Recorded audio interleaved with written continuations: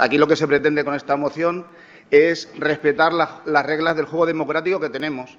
Incluso pasa lo que está pasando ahora, que a los funcionarios se les está diciendo, oiga, si no incumple la legislación vigente, puede que le pasen cosas y no se sale en defensa de los funcionarios. Eso sucede en la Cataluña actual. A mí me parece, o sea, yo lo del Partido Socialista, el PSC, perdón, Juan Pedro, y digo que te tengo gran aprecio, es que me sorprende. Yo te aseguro que esta moción presentada en el 95% de los ayuntamientos del resto del Estado, el Partido Socialista Obrero Español vota a favor. Si al final es defender las reglas del juego, nada más. Si es defender las reglas democráticas. Por lo tanto, a mí el no del Partido Socialista me sorprende. Voy a hablar de Podemos. Mira, Ciudadanos hemos presentado una moción para hacer un museo aeronáutico, para hacer una residencia pública y centro de día para las personas mayores, para zonas de sombra en los parques, para sensibilizar sobre el autismo, para los niños con necesidades educativas especiales. Y no han apoyado ninguna.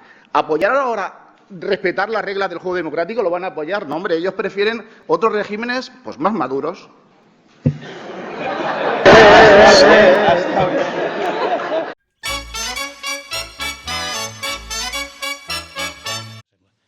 No tenim ni 5.